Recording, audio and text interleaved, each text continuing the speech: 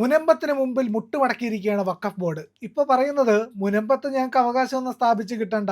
ഞങ്ങൾക്ക് മുനമ്പത്തെ ഭൂമിയൊന്നും വേണ്ട എന്നാണ്. എന്താണ് പെട്ടെന്ന് വഖഫ് ബോർഡിനും വഖഫിന്റെ ആൾക്കാർക്കും ഒക്കെ ഇങ്ങനെ ഒരു മനംമാറ്റം വരാനായിട്ട്? മനംമാറ്റം വരാനായിട്ട് ഇപ്പോൾ കോടതിയിലെ വ്യവഹാരങ്ങൾ ഇങ്ങനെ നീണ്ടു പോവുകയാണെങ്കിലും ഞങ്ങൾക്ക് അനുകൂലമായിട്ടുള്ളൊരു വിധി വരുമെന്ന് ഏകദേശം മനസ്സിലാക്കേണ്ട എല്ലാവർക്കും മനസ്സിലായി തുടങ്ങിയിട്ടുണ്ട്. അപ്പോൾ അതിന് മുന്നോടിയായിട്ട് ഒരു ഒരു പ്രസ്താവനകൾ ഇറക്കി തുടങ്ങിയാണ്. അതായത് വഖഫ് ബോർഡിൻ്റെ പ്രതിനിധികളല്ലാതെ കുറച്ച് മതപണ്ഡിതന്മാരുണ്ടല്ലോ, അപ്പോൾ അവർ പല സ്ഥലങ്ങളിലായിട്ട് നിന്നൊരു പ്രസ്താവനയാണ്. അതായത് മുനമ്പത്തെ ജനങ്ങളെ ദ്രോഹിക്കണമെന്ന് ഞങ്ങൾക്ക് ആഗ്രഹമില്ല, ഇതിന് ഇത്ര ഭൂമിയാണല്ലോ ഞങ്ങൾക്ക് ഇവിടെ നഷ്ടപ്പെട്ടിരിക്കുന്നത്, അതിന് ഈക്വലൻ്റ് ആയിട്ടുള്ളൊരു ഭൂമി മറ്റൊരു പ്രദേശത്ത് തന്ന് നമുക്ക് ഇവിടെ നിന്ന് ഞങ്ങൾ പോകാൻ എന്നുള്ള. കാരണം അവർക്ക് മനസ്സിലായി മുനമ്പത്ത് നിന്ന് ഇനി അവരെ കൊണ്ട് ഒന്നും നടക്കില്ല. സാർ ആദ്യം ഒരു പറഞ്ഞിരുന്ന ഡയലോഗ്, ഈ വഖഫ് എന്ന് പറഞ്ഞാൽ അള്ളാഹുവിൻ്റെ സ്വത്താണ്, അതിന് വേറെ ആർക്കും കൊടുക്കാനും പറ്റില്ല, അത് മാറ്റി വേറൊന്നും എടുക്കാനും പറ്റില്ല, അത് മാത്രം ഇങ്ങനെ അള്ളാഹുവിലേക്ക് വന്ന് ചേരേണ്ട സ്വത്താണെന്ന് പറഞ്ഞിരുന്നവർ ഇപ്പോൾ നിലപാടൊക്കെ മാറ്റി അതില്ലെങ്കിലും കുഴപ്പമില്ല. അത് അള്ളാഹുവിൻ്റെ സ്വത്താണെങ്കിലല്ലേ, ഇത് അള്ളാഹുവിൻ്റെ സ്വത്തല്ലല്ലോ, ഇത് ഇവർ കളവിലൂടെ സമ്പാദിച്ചെടുത്തൊരു സ്വത്താണ്. അവിടെ താമസിക്കുന്നവർ വില കൊടുത്ത് ന്യായമായിട്ടുള്ള നിയമ സംവിധാനത്തിന്റെ അകത്ത് നിന്ന് സ്വത്തിനെ എങ്ങനെയാണ് ഒരു രാജ്യത്ത് ഒരു പൗരന് അവകാശപ്പെട്ട രീതികളിലൂടെ മാത്രം നേടിയെടുത്ത ഭൂമിയാണ്.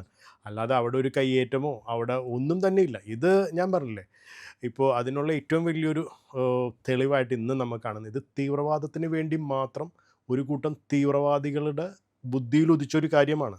ഈ ഒരു ഭീകര നിയമം ഇവരുടെ കയ്യിലുണ്ടെന്നുള്ള അതിൻ്റെ ഒരു ഒറ്റ പിൻബലത്തിൽ ഒരു കൂട്ടം തീവ്രവാദികൾക്ക് വേണ്ടി മാത്രം ഉദിച്ചൊരു ഐഡിയയാണ് മുനമ്പത്ത് കയ്യേറ്റം എന്നുള്ളത്. ഇപ്പോൾ ഇതിനകത്ത് പറയുന്ന ഒരു പ്രധാനപ്പെട്ട ആവശ്യം എന്ന് പറഞ്ഞാൽ, മുനമ്പത്തെ വസ്തു വേണ്ടെന്ന് പറയുമ്പോൾ അവരൊരു സബ് ക്ലോസ് അതിനകത്ത് വെക്കുന്നുണ്ട്. അതിങ്ങനെയാണ്, ഞങ്ങൾക്ക് പകരം 400 ഏക്കർ തന്നാൽ മതി. പക്ഷേ എത്ര ആലോചിച്ചിട്ട് പിടിയിട്ടില്ല, മുനമ്പത്ത് ആകപ്പാടെ 137 ഏക്കർ വസ്തുവാണുള്ളത്. ഇത് ദൈവനാമത്തിൽ കക്കാൻ നടക്കുന്ന ഒരു കൂട്ടം ആൾക്കാരില്ലേ, കളവും ദൈവത്തിൻ്റെ പേര് പറഞ്ഞ് മോഷ്ടിക്കാൻ നടക്കുന്ന ഒരു കൂട്ടരുണ്ട്. അവരുടെ ഒരു ബുദ്ധിയിൽ ഉദിച്ചൊരു കാര്യമാണ്. പക്ഷേ ഇത് മുനമ്പം വഖഫ് ആണെങ്കിൽ മാത്രമല്ല അവർക്ക് കൊടുക്കേണ്ട ആവശ്യമില്ല. മുനമ്പുമായിട്ട് അവർക്ക് ആവശ്യമുണ്ടെങ്കിൽ അവർക്ക് അനുകൂലമായിട്ടുള്ളൊരു സർക്കാരാണുള്ളത്. മുസ്ലിം ലീഗ് സർക്കാരിൻ്റെ ഒരു ഭാഗമാണ്, ജമാഅത്തെ ഇസ്ലാമി അവരുടെ ഒരു ഭാഗമാണ്. അവരോട് ചെന്ന് ചോദിച്ചിട്ട് അവർക്ക് ആവശ്യമുള്ള സ്ഥലം അവർക്ക് നേടിയെടുക്കാമല്ലോ. ഇത് എന്തിനാണ് ഈ പാവങ്ങളുടെ പേര് പറഞ്ഞിട്ടുണ്ട് ദൈവത്തിൻ്റെ നാമത്തിൽ? ഇത് ഈ ഞാൻ ചോദിക്കട്ടെ, ഇത് ഇന്ത്യയിൽ എവിടെയെങ്കിലും നടന്ന് കേട്ടിട്ടുള്ളൊരു കാര്യമാണ്. അപ്പോൾ ഞാൻ പറഞ്ഞില്ലേ, ഒരു കൂട്ടം ആൾക്കാർക്ക് അവർ തോറ്റു പോകുമെന്ന് മനസ്സിലാക്കി കഴിഞ്ഞപ്പോൾ അതിന് മുന്നോടിയായിട്ട് ഒരു മുഴം മുന്നേ എറിയുന്നത് രീതിയിലുള്ള ഒരു പ്രസ്താവനയാണ്. ഞങ്ങൾക്ക് ഇപ്പം ഞങ്ങൾ അതിന് സമ്മതിച്ചു കൊടുക്കുകയാണെങ്കിൽ അതിനർത്ഥം എന്താണ്? ഇത് വഖഫ് ഭൂമിയാണെന്നല്ലേ? ഞങ്ങൾക്ക് അതിൻ്റെ ആഗ്രഹം, ഞങ്ങളിത് വഖഫ് ഭൂമിയല്ലേ, ഞങ്ങളുടെ ഭൂമിയാണ്. അല്ലാതെ വഖഫ് ബോർഡ് എന്ന് പറയണ ഇപ്പം ഞങ്ങളുടെ മുദ്രാവാക്യങ്ങളിൽ തന്നെ ഉണ്ട്, വഖഫ് എന്നൊരു പട്ടി കുരച്ചാൽ ഞങ്ങൾ വിളിച്ചിരുന്ന വെച്ചാൽ മുദ്രാവാക്യങ്ങളാണ്. അപ്പോൾ ഈ ഒരു പട്ടി കുരച്ചെന്ന് ഓർത്ത് ഞങ്ങളുടെ ഭൂമി ഞങ്ങളുടെ തന്നെയാണ്. ഇവർക്ക് എവിടെയെങ്കിലും ഇവർക്ക് ആവശ്യമുണ്ടെങ്കിൽ ഇവർക്ക് ഇഷ്ടപ്പെട്ട ആൾക്കാരുടെ നിന്ന് സ്ഥലം മേടിക്കാതിരിക്കെ. ഇവർക്ക് മനസ്സിലായി മുനമ്പത്ത് നിന്ന് ഒരു തരി മണ്ണ് അവർക്ക് കിട്ടില്ലെന്ന്. അപ്പോൾ അതിൻ്റെ ഒരു കരച്ചിലായിട്ടേ കാണാൻ പറ്റുള്ളൂ നമുക്ക്. ഇതിനകത്ത് ഈ വഖഫിൻ്റെ ഇതെല്ലാം നടന്നുകൊണ്ടിരിക്കുമ്പോൾ ഒരു സംവാദം അടുത്തിടെ നടന്നു. ആ സംവാദത്തിൽ ഞാൻ ഈ മുനമ്പുമായിട്ട് സാറുമായിട്ട് പരിചയമുള്ളതുകൊണ്ട് മുനമ്പുമായിട്ട് എന്ത് വാർത്ത ഇട്ടാലും ശ്രദ്ധിക്കും. അപ്പോൾ ഞാൻ ഈ ഇത് നോക്കുമ്പോഴത്തേക്കും ഈ സംവാദത്തിൽ മുനമ്പത്ത് നിന്ന് ആരും പങ്കെടുക്കുന്നില്ല. പിന്നെ മുനമ്പത്ത് ആദ്യം സമരത്തിൽ കുറച്ച് കാലങ്ങൾ ഉണ്ടായിരുന്ന ആരൊക്കെയോ അതിനകത്ത് പങ്കെടുക്കുന്നതായിട്ട് കണ്ടു. ശരിക്കും ആ സംഭവം എന്തായിരുന്നു? ശരിക്കും ആ സംവാദം എന്ന് പറയുന്നത് വഖഫ് ബോർഡിനോട് അനുകൂലമുള്ള കുറച്ച് ആൾക്കാർ സംഘടിപ്പിച്ച ഒരു സംവാദമായിരുന്നു. അതിലവർ കുറച്ച് ആൾക്കാർ ക്ഷണിച്ചിട്ടുണ്ടായിരുന്നു, എന്നെയും ക്ഷണിച്ചതാണ്. അപ്പം ഞാൻ അവരോട് ചോദിച്ചൊരു കാര്യം, ഒരു വ്യവഹാരം ഒരു കോടതിയിൽ കേസായിട്ടുള്ള ഒരു ഭൂമിനെ കുറിച്ച് നമ്മൾ എന്ത് സംവാദിക്കാനാണ്? നമ്മൾ എന്ത് സംവാദിച്ച് നിങ്ങൾക്ക് എന്ത് നേടാൻ വേണ്ടിയാണ്? ഞാനതിന് പോയില്ല. പക്ഷേ മറ്റേ സമരം നിർത്തിപ്പോയ പഴയ ഭൂസംരക്ഷണ സമിതിയുടെ ഞങ്ങളുടെ പള്ളിയിലെ വികാരി അച്ഛനും ആ സമിതിയുടെ 2 പേരും പങ്കെടുത്തെന്നുള്ളൂ. പക്ഷേ ഞങ്ങളാരും പോയില്ല. കാരണം ഞാൻ പറഞ്ഞില്ലേ, നമ്മൾ തെറ്റ് ചെയ്തിട്ടുണ്ടെങ്കിലല്ലേ നമ്മൾ മറ്റുള്ളവരോട് ബോധ്യപ്പെടുത്തേണ്ട ആവശ്യമുള്ളൂ. നമ്മൾക്ക് എന്തിനാണ് നമ്മൾ ആരെയാണ് ബോധ്യപ്പെടുത്താൻ പോകുന്നത്? നമ്മളൊരു തെറ്റും ചെയ്തിട്ടില്ല. നമ്മൾക്കറിയാം ഇത് നമ്മളുടെ ഭൂമിയാണെന്ന്. എനിക്ക് എന്നിൽ കോൺഫിഡൻസ് ഉണ്ടെങ്കിൽ ഞാൻ എന്തിനാണ് മറ്റുള്ളവരുടെ കാര്യങ്ങളിൽ ഇടപെടാൻ പോകുന്നത്? അത് കാരണം ഞാൻ പറഞ്ഞു ഞാൻ വരില്ലെന്ന് പറഞ്ഞു. ഞാൻ പോയില്ല. എന്നെ വിളിച്ചിരുന്നതാണ്.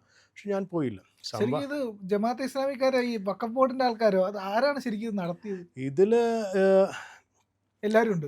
എല്ലാവരും ഉണ്ട്. അവരുടെ കുറച്ച് ആൾക്കാർ. അതിനകത്ത് കുറേ ആൾക്കാർ വന്നിട്ട് പല പല കാര്യങ്ങൾ വിളിച്ചു പറഞ്ഞു. പക്ഷെ ഞങ്ങൾക്ക് അതിനകത്ത് ഇപ്പം ഞങ്ങൾക്കൊരു കാര്യം മനസ്സിലാക്കിയെന്ന് പറഞ്ഞത് ഞങ്ങളുടെ ഇപ്പം ഈ സംവാദത്തിന് ശേഷം ഞങ്ങളുടെ ഒരു കൂട്ടായ്മയിൽ ഞങ്ങൾ എടുത്തിരിക്കുന്ന തീരുമാനം. കാരണം ഞങ്ങൾക്കറിയാം ഞങ്ങൾ ജയിക്കാൻ പോവുകയാണെന്ന്. ഞങ്ങൾ വിജയത്തിലേക്ക് ചെയ്തിട്ടുണ്ട്. അപ്പോൾ ഇനി ഞങ്ങളുടെ ഒരു തീരുമാനം എന്ന് പറഞ്ഞാൽ അന്ന് അതിൽ പ്രത്യക്ഷപ്പെട്ട കുറച്ച് മുഖങ്ങളുണ്ട്. അതായത് ഒരാവശ്യമില്ലാതെ ഇത് വഖഫ് ഭൂമിയാണ്. അപ്പോൾ അവരുടെ കുറച്ച് വീഡിയോസൊക്കെ ഞങ്ങൾക്ക് ആവശ്യമുണ്ടായിരുന്നു. കാരണം ഡിജിറ്റൽ തെളിവ് പല അതിലൊരു പ്രകാശ് ബാബു എന്നും പറഞ്ഞിട്ടുണ്ട് ആരുടെയോ കയ്യിൽ നിന്ന് കാശ് വാങ്ങിച്ചിട്ട് മുൻപും. അപ്പോൾ ഞങ്ങൾക്ക് അറിയാമല്ലേ വിജയം വരുമ്പോൾ ഞങ്ങൾക്കെതിരെ സംസാരിച്ചേക്കണ എല്ലാവരെയും ഞങ്ങൾ നോട്ടുണ്ട്. അപ്പോൾ പ്രകാശ് ബാബുവിനെതിരെ ഞങ്ങളിപ്പോൾ പ്രകാശ് ബാബു കേൾക്കാൻ വേണ്ടിയാണ്. പ്രകാശ് ബാബുവിന് ഉള്ളൊരു അറിയിപ്പാണ്. ഒരു 250 കുടുംബങ്ങൾ ചേർന്നൊരു പ്രകാശ് ബാബു 250 കേസ് അതൊരു ഞങ്ങളുടെ ഒരു ടാർഗറ്റ്. ഞങ്ങൾ അതിനുള്ള എല്ലാ സാധനങ്ങളും ചെയ്തിരിക്കും. കാരണം അദ്ദേഹം എന്തിനാണ് ഈ മറ്റുള്ളവരെ ഉപദ്രവിക്കാൻ നടക്കുമ്പോൾ ആലോചിക്കണം ഇങ്ങനെയുള്ള കാര്യങ്ങൾ ഞങ്ങളെ കൊണ്ടും നടക്കും. അതുകൂടാതെ കേരള ചരിത്രത്തിൽ അതിന് ഞങ്ങൾക്ക് വളരെ സപ്പോർട്ടായിട്ട് 2-3 സംഘടനകൾ ഡൽഹിയിൽ നിന്നും എല്ലാവരുടെയും സഹായത്തോടെ ആദ്യമായിട്ടായിരിക്കുള്ളൂ. ഇപ്പോൾ വഖഫ് സംരക്ഷണ സമിതി, വഖഫ് സംരക്ഷണ വേദി, വഖഫ് ബോർഡ്. ഇപ്പം ഞങ്ങൾ ഉപദ്രവിച്ചേക്കുന്ന ആൾക്കാരുടെ ഒരു ലിസ്റ്റ് ഞങ്ങൾ ഉണ്ടാക്കി വെച്ചിട്ടുണ്ട്. എല്ലാവർക്കും എതിരെ ഓരോ കുടുംബവും ഓരോ കേസ്. അതിൽ കുറച്ച് കുടുംബങ്ങൾ അതിനോട് താല്പര്യമില്ല, ബാക്കി എല്ലാവരും. അപ്പോൾ ഒരാൾക്കെതിരെ ചുരുങ്ങിയതൊരു 300 കേസ് വീതമെങ്കിലും കൊടുക്കാൻ പറ്റും. അത് ഈ പറഞ്ഞു വന്നപ്പോഴാണ് മുള്ളു മുരിക്ക് മൂർഖമാമ്പ് എന്ന് പറയും. അതായത് എല്ലാണ്ണവും ഒന്നിച്ച് ഈ പറയുന്നത് SDPI, പോപ്പുലർ ഫ്രണ്ട്. പോപ്പുലർ ഫ്രണ്ടിന്റെ കാര്യം പറഞ്ഞു വന്നപ്പോൾ ഈ റൌഫ് എന്ന് പറഞ്ഞൊരു കഥാപാത്രം ഉണ്ടായിരുന്നു. ഈ ഭീകരവാദ പ്രവർത്തനം, രാജ്യവിരുദ്ധ പ്രവർത്തനമായിട്ട് തിഹാർ ജയിലിലായിരുന്നു കുറച്ച് ആൾ. അതിന് ശേഷം ഇപ്പോൾ ഇറങ്ങിയിട്ടുണ്ട്. പുള്ളിക്കാരൻ്റെ കുറച്ച് സംഭവങ്ങൾ കൂടെ വന്നിട്ടുണ്ടല്ലോ. റൌഫ് തിഹാർ ജയിലിൽ വെച്ച് അദ്ദേഹം പഞ്ചാബികളാൽ ആക്രമിക്കപ്പെട്ടു എന്ന് കേട്ട്. അതിനുശേഷം അദ്ദേഹം എന്താണ് പറയണതെന്ന് അദ്ദേഹത്തിന് തന്നെ ഓർമ്മയില്ല. അപ്പം ഞാൻ അത്രേ കാണുന്നുള്ളൂ. റൌഫ് ഞങ്ങൾക്ക് ഏറ്റവും രസകരമായ ഒരു സംഭവം എന്ന് പറയുന്നതുണ്ടല്ലോ, മുൻപത്തുണ്ടായ ഒരു സംഭവമാണ്. അതായത് ആദ്യത്തെ ഈ PFIയുടെ പേര് പറഞ്ഞപ്പോഴാണ്. PFIയുടെ വളരെ പ്രശസ്തനായിട്ട് TV-യിലൊക്കെ ഭയങ്കരമായിട്ട് സംസാരിക്കുന്ന ഒരു നേതാവ് ഞങ്ങളുടെ നാട്ടിൽ ആദ്യത്തെ കമ്മീഷൻ ഉണ്ടായിരുന്നപ്പോൾ റെപ്രസെൻ്റ് ചെയ്ത് വന്നിരുന്നു. നമ്മൾക്കറിയില്ല, നമുക്ക് അവിടെ ആയിരക്കണക്കിന് ആൾക്കാരുണ്ട്, ഇന്ന ആൾക്കാർ ആരാണെന്ന് നമുക്കറിയില്ല. അപ്പോൾ നമ്മൾ പെട്ടെന്ന് ആരോ പറഞ്ഞു ഇയാൾ PFIയുടെ ഇങ്ങനെ TV-യിലൊക്കെ സംസാരിക്കുന്ന ഒരാളാണെന്ന് പറഞ്ഞു. ഏറ്റവും രസകരമായ സംഭവം പ്രിയൻ, ഞങ്ങൾ ശരിക്കും കേട്ട് കഴിഞ്ഞാൽ അദ്ദേഹം ഭയങ്കര വീരശൂര പരാക്രമ നേതാവാണ്. അദ്ദേഹത്തിൻ്റെ വാപ്പയും കൂട്ടിയാണ് മുനമ്പം കടപ്പുറത്ത് വന്നത്. അപ്പോൾ ആരോ ഞങ്ങളുടെ ഒരു ചേട്ടൻ ചെന്ന് ചോദിച്ചു, ചേട്ടൻ PFIയുടെ ആളല്ലേ എന്ന് ചോദിച്ചു. എന്ന് പറഞ്ഞ് പുള്ളി ഇങ്ങനെ വളരെ വെപ്രാളം കാണിച്ചതിന് ശേഷം പിന്നീട് നമ്മൾ അറിയുന്നില്ല. പിന്നെ പ്രോഗ്രാം എല്ലാം കഴിഞ്ഞ് പോയി കഴിഞ്ഞപ്പോൾ ഒരു പ്രായമുള്ളൊരു മനുഷ്യൻ അവിടെ ഇരിപ്പുണ്ടായിരുന്നു. അപ്പോൾ നമ്മളുടെ മെമ്പർ കുഞ്ഞുമോൻ അന്ന് ഓട്ടോറിക്ഷ അദ്ദേഹത്തിനോട് വന്ന് പറഞ്ഞാണ്, മോനെ ഞാൻ എൻ്റെ മകൻ്റെ കൂടെ വന്നാണ്, കാർ ഇവിടെ ഉണ്ട്, അവൻ നിങ്ങൾ തല്ലുമെന്ന് പേടിച്ചിട്ട് ചെറായി ജംഗ്ഷനിൽ നിൽക്കുകയാണ്, ഒന്ന് എന്നെ കൊണ്ടുപോയി ഇതാക്കിയത്. അത് ഞങ്ങളാണ് ഈ കാറും ഈ വാപ്പനെയും കൂട്ടി കൊണ്ടുപോയി കൊടുക്കുന്നത്. അപ്പോൾ അദ്ദേഹം പറഞ്ഞാണ്, മോനെ TV-യിൽ കാണണം ഇത് മാത്രമേ ഉള്ളൂ പുള്ളിക്ക്. പിന്നെ അപ്പോൾ ചെന്ന് ഞങ്ങൾ ഇദ്ദേഹത്തിനോട് സംസാരിച്ചു ഞങ്ങളുടെ നാട്ടിൽ. അപ്പം നമ്മളെന്ന് പറഞ്ഞു, ചേട്ടാ ഞാൻ പ്രഷറിൻ്റെ ഗുളിക കഴിക്കാൻ പറഞ്ഞ കാരണമാണ് ആ ആളാണ് PFIയുടെ ഒരു നേതാവ്. ഞാൻ പറഞ്ഞില്ലേ ഇങ്ങനെയാണ് ആൾക്കാർ. കാരണം ഞങ്ങൾക്ക് ശരിക്കും ഞാൻ പറഞ്ഞില്ലേ ഇപ്പോൾ റൌഫിൻ്റെ ഇത് ഞങ്ങൾക്ക് ചിരിയാണ് വരുന്നത്. റൌഫിനെ പഞ്ചാബികൾ ഉപദ്രവിച്ചെന്നും പറഞ്ഞിട്ട് റൌഫ് ഇത് രീതിയിൽ തീർക്കേണ്ട യാതൊരു ആവശ്യമില്ല. അപ്പോൾ ഞാൻ പറഞ്ഞ പ്രിയൻ, ഇതെല്ലാം ഞങ്ങൾ വിജയത്തിൻ്റെ വക്കിലെത്തി നിൽക്കുന്ന ആൾക്കാരാണ്. ഞാനൊക്കെ ഇപ്പോൾ ഇത്ര കോൺഫിഡൻ്റായിട്ട് സംസാരിക്കണമെന്ന് പറഞ്ഞാൽ അവർക്ക് ഞങ്ങളുടെ കേസ് കുറച്ച് നാൾ കൂടി നീട്ടിക്കൊണ്ട് പോകാൻ പറ്റും. ബട്ട് ഞങ്ങളിത് നേടിയെടുക്കും. വഖഫ് ബോർഡ്, ഞാൻ പറഞ്ഞില്ലേ വഖഫ് ബോർഡെല്ലാം ഞാൻ ഇപ്പോഴും പറയും ഞങ്ങളുടെ മുദ്രാവാക്യം എന്നാണ്, വഖഫ് എന്നൊരു പട്ടി കുരച്ചാൽ ഞങ്ങൾക്കൊന്നും സംഭവിക്കില്ലെന്നുള്ളത്. ഞങ്ങൾക്കറിയാം അത് അവിടെ കിടന്ന് കുരച്ചോളും. ഞങ്ങളുടെ ഭൂമി ഞങ്ങൾക്ക് സ്വന്തമായിട്ടുണ്ടാകും. കുറച്ച് താമസം ഉണ്ടാകുന്ന മാത്രം ഞങ്ങൾ വീണ്ടും സന്തോഷത്തോടെ കഴിയും.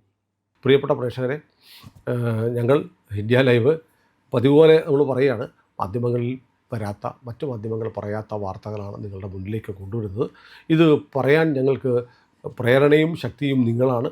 നിങ്ങൾ ഞങ്ങളുടെ കൂടെ ഉണ്ടാവണം. ഞങ്ങളുടെ ചാനൽ സബ്സ്ക്രൈബ് ചെയ്യണം. നമുക്കൊരു ചാനൽ കൂടിയുണ്ട്, C4N, C4N. മലയാളം. അപ്പോൾ ആ ചാനലും കൂടി ഒന്ന് സബ്സ്ക്രൈബ് ചെയ്യണം. ഇന്ത്യ ലൈവ് ഉറപ്പായിട്ടും ചെയ്യണം. C4N കൂടെ, C4N, സി എന്ന് പറഞ്ഞാൽ ക്രെഡിബിൾ, ഫോർത്ത് വെച്ചാൽ ഫോർ, എൻ നേഷൻ, രാജ്യം. നമ്മുടെ രാജ്യത്തിന് വേണ്ടിയാണ്. രാജ്യം വിട്ട് ഒരു കാര്യവും ഇന്ത്യ ലൈവിനില്ല. അതുകൊണ്ട് ഞങ്ങളുടെ കൂടെ ഉണ്ടാവണം എന്നുകൂടി അഭ്യർത്ഥിക്കുന്നു.